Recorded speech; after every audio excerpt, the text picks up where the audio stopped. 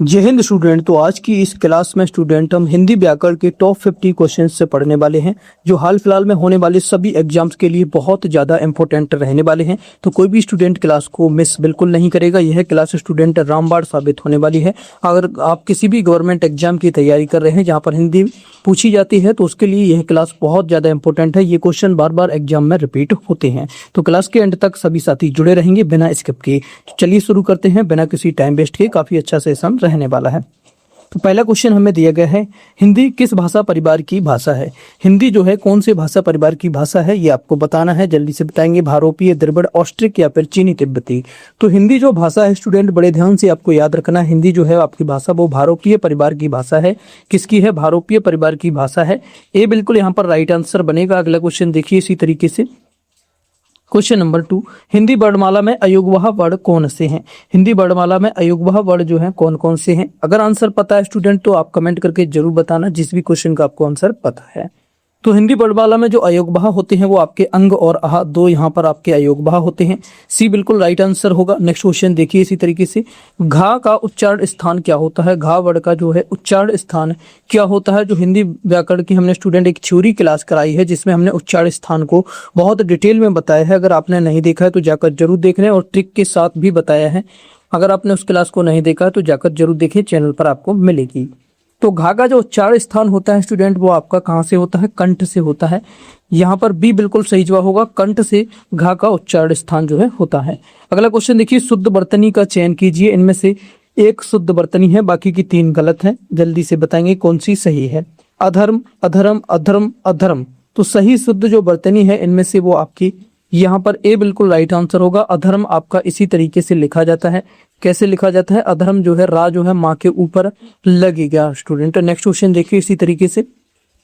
कविंद्र में प्रयुक्त संधि का नाम क्या है। कविंद्र में कौन सी संधि प्रयुक्त हुई है? गुण संधि, दीर्घ संधि, यड़ संधि या फिर वृद्ध संधि। तो यहाँ पर कविंद्र में जो संधि उपयुक्त हुई है वो स्टूडेंट दीर्घ संधि, यानी कि यहाँ पर दीर्घ ई का प्रयोग हुआ है। वह में आप देखेंगे यहाँ पर बीचों बीच में देखेंगे तो दीर्घ ई का प्रयोग हुआ है। तो यहाँ पर दीर्घ संधि है। कौन सी संधि है? दीर्घ संधि है। आगे चलने से पहले एक बार रिक्वेस्ट है सभी स्टूडेंटों से जो साथी चैनल से नए जुड़े हैं चैनल को सब्सक्राइब करके बेल आइकन को ऑन कर लें और सभी साथी वीडियो को लाइक करेंगे जो भी साथी देख रहे हैं और अपने दोस्तों के साथ शेयर करेंगे ज़्यादा से ज़्यादा। अगर हिंदी को आप जबरदस्त करना चाहते हैं तो हमारे इस चैनल से जरूर जुड़े रहें।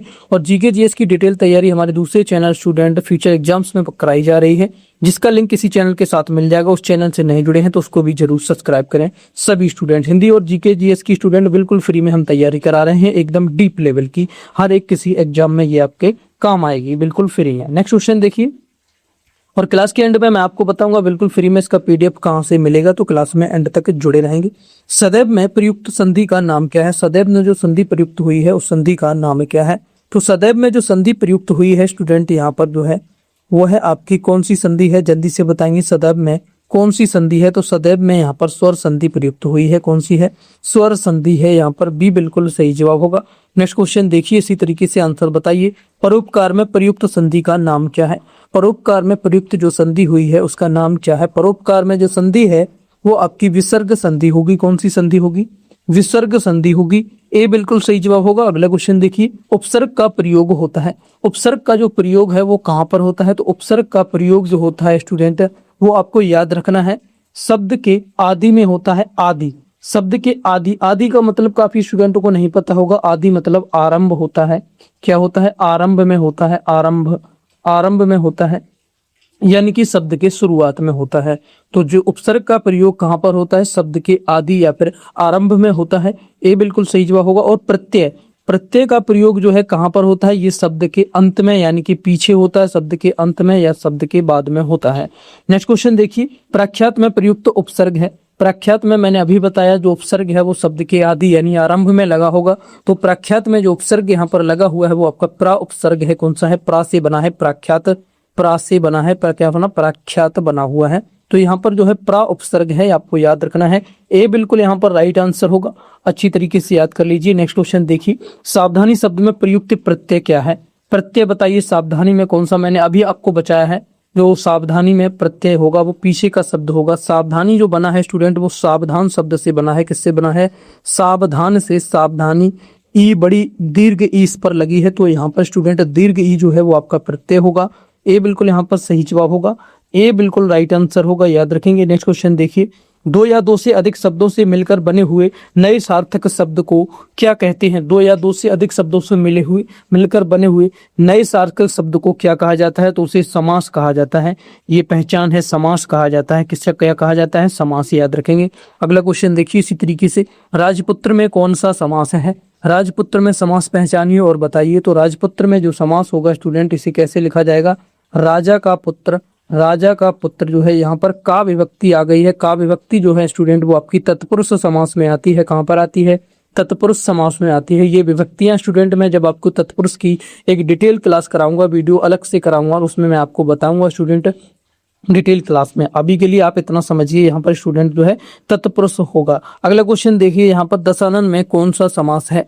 दशानन में समास जो बनेगा स्टूडेंट वो आपका बहुब्रीय समास होगा। जब किसी देवता असुर की बात होती है तो स्टूडेंट वो आपकी बहुब्रीय में आते हैं। अगर बहुब्रीय ना होता तो यहाँ पर अव्ययी भाव ये समास बन जाते हैं स्टूडेंट। यहाँ पर बहुब्रीय जो है बिल्कुल राइट आंसर होगा। अगला क्वेश्चन देखिए, देश प्रेम में कौन सा समास है? देश प्रेम में पहचानिए कौन सा समास है स्टूडेंट। यहाँ पर देश प्रेम में जो समास होगा स्टूडेंट वो आपका अव्ययी भाव समास होगा। अव्ययी भाव समास के काफी जो है पहचान होती है, काफी शब्द इसमें आते हैं, वो अव्ययी भाव बनते हैं। जो स्टूडेंट मैं समास की क्लास कराऊंगा डिटेल में, उसमें आपको बताऊंगा। ए बिल्कुल यहाँ पर राइट आंसर होगा। अगला क्वेश्चन देखिए इसी तरीके से, संस्कृति के ऐसे शब्द जिसे हम ज्यों का त्यों प्रयोग में लाते हैं क्या कहलाते हैं? संस्कृति के जो शब्द हैं जो हिंदी में ज्यों के थे, यानी कि जैसे संस्कृत में थे वैसे ही हिंदी में प्रयोग किए जाते हैं, उनको हम क्या कहते हैं? तो उन्हें तत्सम कहा जाता है। क्या कहते हैं? तत्सम शब्द वे होते हैं जो संस्कृत से आए हुए हैं और हिंदी में जैसे के तैसे ही प्रयोग हो रहे हैं, उन्हें तत्सम कहते हैं। ये बिल्कुल सही जवाब होगा। अगला क्वेश्चन देखिए, लोटा शब्द है, लोटा एक कैसा शब्द है? तत्सम है, तद्भव है, देशज है, विदेशत है। तो लोटा आपको देखने में लगता होगा क्या ये देसी सा शब्द नहीं है? जी हाँ, बिल्कुल देसी सा शब्द है, तो उसे देशज शब्द कहते हैं। क्या है? लोटा जो है एक देशज शब्द है। यहाँ पर सी बिल्कुल सही जवाब होगा। अगला क्वेश्चन देखिए इसी तरीके से, भाववाच्य संज्ञा बनाइए। भाववाच्य संज्ञा इनमें से कौन सी है? लड़का, लड़कपन, लड़काई या फिर लड़कपन? जल्दी से बताएंगे भाववाचक संज्ञा यहाँ पर कौन सी है? तो भाववाचक संज्ञा जो होगी स्टूडेंट यहाँ पर आपको याद रखना है वो कौन सी है? लड़कपन जो है स्टूडेंट वो यहाँ पर भाववाच्य संज्ञा है। लड़कपन यहाँ पर दो जगह हो गया, यहाँ पर जो है लड़कापन होगा।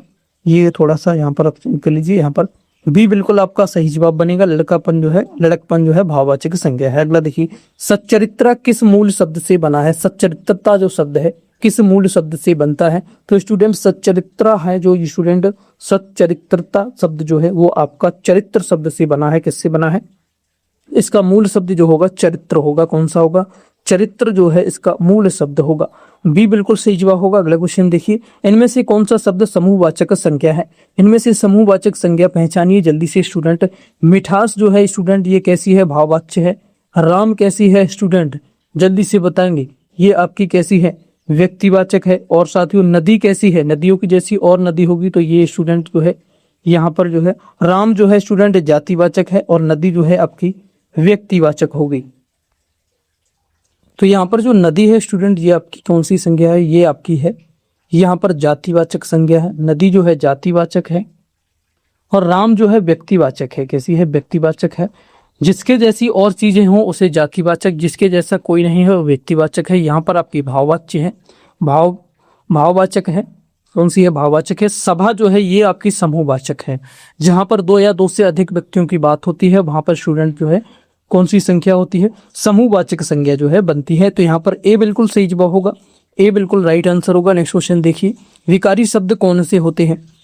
जल्दी से बताएंगे विकारी शब्द कौन से होते हैं? संज्ञा, सर्वनाम, विशेषण, तद्भव, तत्सम, देशज, विदेशज, क्रिया विशेषण, संबोधन, संबंध बोधक या फिर इनमें से कोई नहीं। तो विकारी जो शब्द होते हैं स्टूडेंट वो आपके कौन से होते हैं? तो विकारी शब्द आपको याद रखना है स्टूडेंट, वो आपके संज्ञा, सर्वनाम, विशेषण, क्रिया आदि होते हैं। संज्ञा, सर्वनाम, विशेषण, क्रिया आदि जो है आपके विकारी शब्द होते हैं। जिनमें लिंग वचन कारक के अनुसार परिवर्तन होता है वो विकारी होते हैं। जिनमें लिंग वचन कारक के अनुसार जो है स्टूडेंट लिंग वचन के अनुसार जो कारक के अनुसार जो है परिवर्तन नहीं होता है वो अविकारी होते हैं। नेक्स्ट क्वेश्चन देखिए इसी तरीके से, सर्वनाम के कितने प्रकार होते हैं? सर्वनाम के कितने प्रकार होते हैं? जल्दी से बताएंगे सभी स्टूडेंट। बहुत इंपॉर्टेंट है। सर्वनाम के जो प्रकार होते हैं स्टूडेंट वो आपके कितने, 6 भेद होते हैं। सर्वनाम के कितने होते हैं, 6 प्रकार होते हैं। कौन कौन से प्रकार होते हैं? पहला आपका होता है पुरुषवाचक। कौन सा होता है? पुरुषवाचक होता है। दूसरा आपका कौन सा होगा? दूसरा आपका होगा एक निश्चयवाचक होता है। कौन सा? निश्चयवाचक होता है। और तीसरा आपका कौन सा होता है? अनिश्चयवाचक होता है। कौन सा होगा? अनिश्चयवाचक होगा। अनिश्चयवाचक होगा। और एक और चौथा बताइए कौन सा होता है जल्दी से। चौथा आपका जो है स्टूडेंट संबंधवाचक होगा। कौन सा? संबंधवाचक होगा। संबंधवाचक होगा। और पांचवा स्टूडेंट कौन सा होगा? तो पांचवा आपका होगा एक प्रश्नवाचक होता है। कौन सा होता है? प्रश्नवाचक। प्रश्नवाचक होता है एक। और एक और बताइए अंत का 6वां कौन सा होगा? वह है आपका निजवाचक होता है। कौन सा होगा? निजवाचक होगा। निजवाचक जो है सर्वनाम होता है। तो ये 6 स्टूडेंट जो होते हैं, पहला आपका होगा यहाँ पर, याद कर लीजिए फिर से, पुरुषवाचक, निश्चयवाचक, अनिश्चयवाचक, संबंधवाचक और प्रश्नवाचक और निजवाचक। ये 6 आपके जो हैं सर्वनाम के भेद होते हैं, सर्वनाम के प्रकार होते हैं स्टूडेंट। इनको डिटेल में आपको कराऊंगा सर्वनाम की स्पेशल क्लास में, तो सभी साथी चैनल से जुड़े रहें। आपको स्पेशल क्लासेज भी मैं कराऊंगा, हिंदी बिल्कुल जबरदस्त करा देंगे। तो 6 का यहाँ पर सी रहा, तो 21 का सी होगा स्टूडेंट। 6 होते हैं। नेक्स्ट क्वेश्चन देखिए इसी तरीके से, विशेषण के मुख्य भेद हैं। विशेषण के मुख्य कितने भेद होते हैं? तो विशेषण के मुख्यतः स्टूडेंट कितने भेद होते हैं जल्दी से बताइए, अगर किसी को पता है तो। विशेषण के मुख्यतः 4 भेद होते हैं। कितने भेद होते हैं? विशेषण के मुख्यतः 4 भेद होते हैं। कौन कौन से होते हैं? पहला तो एक होता है गुणवाचक होता है। कौन सा होता है? गुणवाचक विशेषण होता है एक। और दूसरा कौन सा होता है जल्दी से बताएंगे? दूसरा आपका होता है एक परिमाणवाचक। कौन सा होता है? परिमाणवाचक होता है। परिमाणवाचक होता है। परिमाणवाचक होगा। और एक और होता है तीसरा, बताइए। तीसरा जो होगा स्टूडेंट वो आपका सार्वनामिक विशेषण होता है। कौन सा होता है? सार्वनामिक विशेषण होगा। सार्वनामिक विशेषण होगा। और चौथा एक बचा है स्टूडेंट, चौथा कौन सा होता है? वो होता है आपका संख्यावाचक। संख्यावाचक विशेषण होता है। तो विशेषण के ये 4 मुख्य भेद होते हैं, याद रखेंगे। बी बिल्कुल सही जवाब होगा स्टूडेंट। विशेषण की भी एक डिटेल क्लास कराऊंगा जिसमें मैं इन चारों की आपको पहचान बताऊंगा, कैसे आप पहचान पाएंगे, धांसू ट्रिक के साथ मैं आपको बताऊंगा। अगले क्वेश्चन की ओर चलिए। आलस्य शब्द का विशेषण क्या होगा? आलस्य का विशेषण बताएंगे सभी साथी। तो आलस्य का जो विशेषण शब्द होगा स्टूडेंट, तो आलस्य का विशेषण होगा आलसी होगा। क्या होगा? आलस्य का विशेषण आलसी होगा। सी बिल्कुल राइट आंसर होगा। अगला क्वेश्चन देखिए इसी तरीके से, क्रिया के मूल रूप को क्या कहते हैं? क्रिया का जो मूल रूप होता है उसे क्या कहा जाता है? तो क्रिया के मूल रूप को धातु कहते हैं। क्या कहते हैं? क्रिया के मूल रूप को धातु कहा जाता है। ये आप याद रखिए, कई बार एग्जाम में पूछा जाता है, बहुत इंपॉर्टेंट क्वेश्चन है।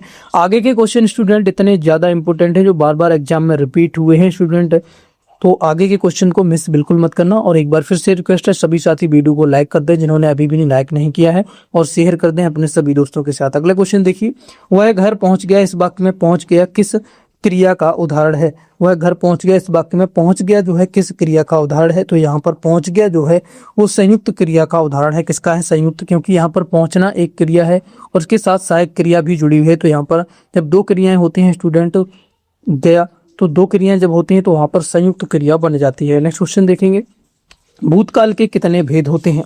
अब भूतकाल के भेद बताएंगे जल्दी से स्टूडेंट, कितने होते हैं? तो भूतकाल के कुल 6 भेद होते हैं। कौन कौन से होते हैं? भूतकाल के 6 भेद होते हैं। कौन कौन से 6 भेद होते हैं? तो स्टूडेंट देख लीजिए कौन कौन से होते हैं। पहला होता है एक सामान्य भूत। कौन सा होता है? सामान्य भूत। एक तो होता है सामान्य भूत, पहला हो गया। और दूसरा जो है स्टूडेंट वो कौन सा होता है? दूसरा होता है आसन्न भूत। कौन सा होता है? आसन्न भूतकाल। और चौथा, तीसरा कौन सा होता है? 3 होगा। तीसरा होगा आपका पूर्ण भूत होगा। कौन सा होगा? पूर्ण भूत होगा। और चौथा देखिए कौन सा होता है? चौथा जो है अपूर्ण भूत होगा। एक तो पूर्ण हो गया, एक होगा अपूर्ण भूत होगा, अपूर्ण भूत। पांचवा कौन सा होगा स्टूडेंट? तो पांचवा जो है आपका संदिग्ध होगा। कौन सा होगा? संदिग्ध भूत होगा। संदिग्ध भूत होगा। और 6वां कौन सा होता है? लास्ट बताएंगे जल्दी से, हेतु हेतु मद। हेतु हेतु हेतु मद होता है। हेतु हेतु मद जो है एक आपका चौथा होगा। तो इन स्टूडेंट 6 को आप याद रखेंगे। पहला होता सामान्य भूत, आसन्न भूत, पूर्ण भूत, अपूर्ण भूत, संदिग्ध भूत, हेतु हेतु मद भूत। यहाँ थोड़ा सा आपको स्टूडेंट कम विजिबल लग रहा होगा कि कम सही लिखा है, लेकिन आप समझ सकते हैं, मैंने आपको बता दिया है। अगला क्वेश्चन देखेंगे आप, कारक के कितने भेद हैं? कारक के जो है कितने भेद होते हैं, इंपॉर्टेंट क्वेश्चन है। तो कारक के जो भेद होते हैं वो आपके कुल 8 भेद होते हैं। कारक के भेद जो है काफी ज्यादा है, 8 भेद होते हैं स्टूडेंट। तो 8 भेद कौन कौन से होते हैं ये आपको जानना है। तो देखिए स्टूडेंट, कारक के जो पहले भेद होते हैं, 8 भेद कौन कौन से होते हैं। कारक के जो पहला भेद होगा स्टूडेंट, एक होता है आपका कर्ता कारक, कर्ता कारक। दूसरा होगा कर्म कारक, कर्म कारक। और तीसरा कौन सा होता है, करण कारक होगा। और चौथा एक होता है आपका संप्रदान होगा, संप्रदान कारक होगा, संप्रदान, संप्रदान होगा। और एक और देखिए पांचवा कौन सा होगा, अपादान होगा, अपादान कारक होगा। और छठा देखिए कौन सा होगा स्टूडेंट, एक होगा आपका संबंध कारक होगा, संबंध, संबंध होगा, संबंध, संबंध कारक होगा। और एक और स्टूडेंट देखिए यहाँ पर कौन सा होगा अगला, आपका अधिकरण होगा, एक होता है अधिकरण होगा। और एक और लास्ट का रह गया है स्टूडेंट, 8वां आपका होता है संबोधन। कौन सा होता है, संबोधन होता है, संबोधन कारक होता है। तो पहला हो गया 2, 3, 4, 5, 6, 7 और 8, ये 8 कारक होते हैं, कारक के भेद होते हैं। याद कर लीजिए स्टूडेंट, कारक की भी डिटेल क्लास में आपको बताऊंगा, जिसमें इनकी विभक्ति भी बताऊंगा। कर्ता कारक की कौन सी विभक्ति है, कर्म की, कर्ण की, संप्रदान की, अपादान की, संबंध की, इन सब की विभक्तियां भी बताऊंगा, जिनसे क्वेश्चन एग्जाम में बनते हैं। अगला क्वेश्चन देखिए, वृक्ष से पत्ते गिरते हैं, इस वाक्य में किस कारक का चिन्ह है। वृक्ष से पत्ते गिरते हैं, इस तरह के क्वेश्चंस बनेंगे जब स्टूडेंट आपको विभक्ति करा दी जाएंगी तो आप आसानी से कर पाएंगे। तो अपादान यहाँ पर कौन सा बनेगा, जब अलगाव का भेद हो, अलग हो, कोई चीज किसी चीज से अलग हो रही है या तुलना हो रही है, तुलना की बात की जाए तो स्टूडेंट कौन सा बनता है, अपादान कारक यहाँ पर बनता है। सी राइट आंसर होगा। अगला देखिए, हे राम रक्षा करो, इस वाक्य में कौन सा कारक है, इस वाक्य में कौन सा कारक होगा, हे राम रक्षा करो। यहाँ पर स्टूडेंट जो है संबोधन कारक होगा, कौन सा होगा, संबोधन होगा। यहाँ पर बी बिल्कुल सही जवाब होगा, संबोधन, भगवान से प्रार्थना की जा रही है तो संबोधन होगा। अगला देखिए, कमल का पर्यायवाची शब्द नहीं है, इनमें से कमल का पर्यायवाची कौन सा है, नलिन, उत्पल, राजीव। ये तीनों तो हैं स्टूडेंट, लेकिन रसाल नहीं है। ये किसका है, ये स्टूडेंट आम का है, आम, पिकबंधु, रसाल, ये सब किसके हैं, आम के हैं। तो बी यहाँ पर हमारा बिल्कुल सही जवाब होगा, यही नहीं है और वही पूछा था। अगला क्वेश्चन देखिए, आकार या आकाश का पर्यायवाची शब्द है, इनमें से आकार या आकाश का पर्यायवाची शब्द कौन सा है। तो आकार या आकाश का जो है यहाँ पर व्योम होगा, कौन सा होगा, व्योम है, ए बिल्कुल सही जवाब होगा। अगला क्वेश्चन देखिए इसी तरीके से, अमृत का विलोम शब्द क्या है। इनमें से अमृत का विलोम जो होगा स्टूडेंट, अमृत का विलोम शब्द पहचानते हैं आप, विष होता है, क्या होता है, अमृत का विलोम पूछा है तो विष होगा, ए बिल्कुल सही जवाब होगा। अगला क्वेश्चन देखिए इसी तरीके से, अनागत का विलोम शब्द क्या है। अनागत का जो विलोम शब्द है स्टूडेंट क्या होगा, तो अनागत का स्टूडेंट आगत होगा, क्या होगा, आगत होगा, सी बिल्कुल सही जवाब होगा। आगत जो है अनागत का विलोम होगा। नेक्स्ट क्वेश्चन देखिए जल्दी से और आंसर बताइए स्टूडेंट। जो पहले कभी ना हुआ हो, वाक्यांश के लिए एक शब्द है, जो पहले कभी ना हुआ हो, वाक्यांश के लिए एक शब्द कौन सा होगा, जो पहले कभी ना हुआ उसके लिए स्टूडेंट अभूतपूर्व होता है, उसके लिए एक शब्द क्या होगा, अभूतपूर्व, जो पहले कभी ना हुआ हो। हिंदी व्याकरण के स्टूडेंट बहुत ज्यादा इंपॉर्टेंट क्वेश्चन हैं ये। आगे का क्वेश्चन देखिए, जिसकी गर्दन सुंदर है, वाक्यांश के लिए एक शब्द है, जिसकी गर्दन जो है सुंदर है, उसके लिए एक शब्द क्या होता है, अगर पता है तो जल्दी से बताइए। तो उसके लिए उसे सुग्रीव कहते हैं, क्या होता है उसके लिए एक शब्द, जिसकी गर्दन सुंदर हो उसे सुग्रीव कहते हैं, एक शब्द के लिए। अगला देखिए, अंगूठा चूमना मुहावरे का अर्थ क्या है, जल्दी से बताइए। मुहावरे का अर्थ, अंगूठा चूमना मुहावरे का अर्थ क्या होगा, फटाफट से बताएंगे सभी साथी। खुशामद करना, क्या होता है, अंगूठा चूमना मतलब खुशामद करना, सी बिल्कुल सही जवाब होगा। अगला क्वेश्चन देखिए, गागर में सागर भरना अर्थ क्या होगा इसका, गागर में सागर भरना का अर्थ क्या होता है। तो गागर में सागर भरने का अर्थ क्या होगा, थोड़े शब्दों में बहुत कुछ कहना, थोड़े शब्दों में बहुत कुछ कहना, यही गागर में सागर का अर्थ होता है, बी बिल्कुल सही जवाब होगा। अगला क्वेश्चन देखिए, पेय का अर्थ क्या है। पेय का अर्थ जल्दी से बताएंगे, अगर किसी को पता है स्टूडेंट तो जल्दी से बताएंगे। पेय का अर्थ जो होता है स्टूडेंट दूध होता है, क्या होता है, पेय का अर्थ जो है दूध होता है, बी बिल्कुल सही जवाब होगा। अगला क्वेश्चन देखेंगे, महीप का अर्थ क्या है, महीप का अर्थ बताएंगे जल्दी से। महीप का जो अर्थ है स्टूडेंट, महीप जो कहा जाता है वो आपका राजा को कहा जाता है, किसी को, राजा को कहा जाता है, महीप का अर्थ जो है राजा होगा। अगला प्रश्न देखेंगे, शुद्ध वाक्य का चयन कीजिए, इनमें से शुद्ध वाक्य कौन सा है, वह दंड देने योग्य है, वह दंड के योग्य है, वह दंड लेने योग्य है, वह दंड पाने योग्य है। शुद्ध वाक्य जल्दी से बताएंगे, तो शुद्ध वाक्य इनमें से जो है स्टूडेंट वो है दंड के योग्य है। यही बिल्कुल यहाँ पर शुद्ध है, बाकी के 3 यहाँ पर गलत हैं। बी बिल्कुल सही जवाब होगा। अगला क्वेश्चन देखिए, स्त्री पुरुष का जोड़ा कहलाता है। स्त्री पुरुष का जोड़ा क्या कहलाता है? बहुत इंपॉर्टेंट है, बताइए जल्दी से स्टूडेंट। देखते हैं कितने स्टूडेंट इसका सही जवाब बता पाते हैं। फटाफट से आंसर कमेंट करेंगे सभी स्टूडेंट।